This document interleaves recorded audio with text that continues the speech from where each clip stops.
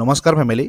আজিৰ দিনটোত সকলোৰে ব্যস্ততাৰ শেষ নাই, কাৰণ চৰকাৰৰ নিৰ্দেশ মৰ্মে বন্ধু বিদ্যালয় স্থাপন কৰিবলৈ ভাস্কৰ প্ৰাথমিক বিদ্যালয়ৰ ছাৰ বাইদেউৰ লগতে বিদ্যালয়ৰ কণ কণ ছাত্ৰ ছাত্ৰীসকলো অতিথি হিচাপে আমাৰ বিদ্যালয়লৈ আহিব। আমি তেওঁলোকক হাত চাপৰিৰে আদৰ সম্ভাষণ জনাওঁ।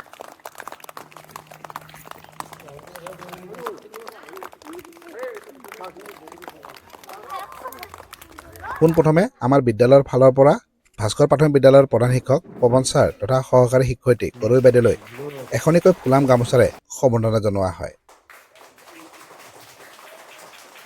ইয়াৰ পিছত আহিল চিনাকি পৰ্বৰ সময়। অভিজিত ছাৰে এই অনুষ্ঠানৰ আগ ধৰে।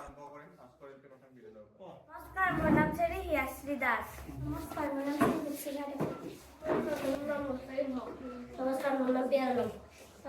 বন্ধু বিদ্যালয়ৰ লগত সংগতি ৰাখি পৱন ছাৰে নিজৰ বক্তব্য আগবঢ়ায়। লগতে আজিৰ প্ৰতিযোগিতা কবিতা আবৃত্তিৰে আৰম্ভ হয়।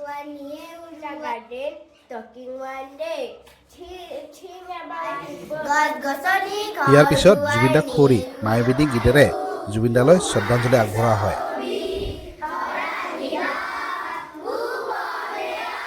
এইবাৰ আৰম্ভ হয় আধুনিক নৃত্য প্ৰতিযোগিতা। সিহঁতৰ সুবিধা অনুযায়ী আমি ভাল মঞ্চ দিব নোৱাৰিলোঁ, কিন্তু সিহঁতৰ মনত উদয় হোৱা ভয় লাজ নিশ্চয় আজি নোহোৱা হৈছে।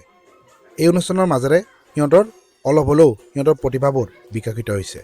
আমাৰ উদ্দেশ্য এইটোৱে নাছিল জানো?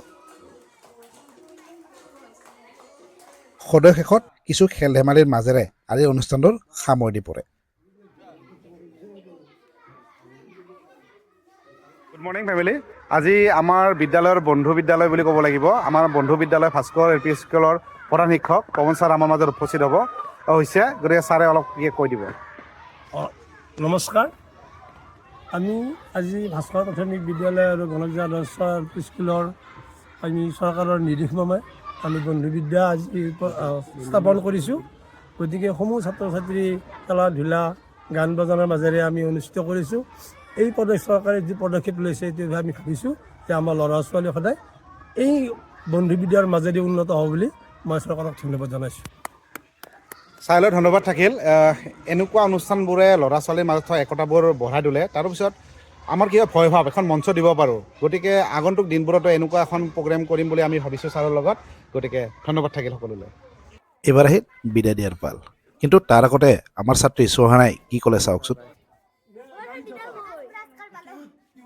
তাইৰ উৎসাহ আৰু আনন্দই আকৌ নতুন কথা ভাবিবলৈ আমাক বাধ্য কৰালে। নিশ্চয় এটি নতুন খোজত আকৌ লগ পাম, এটি নতুন প্ৰতিভাৰ সন্ধান।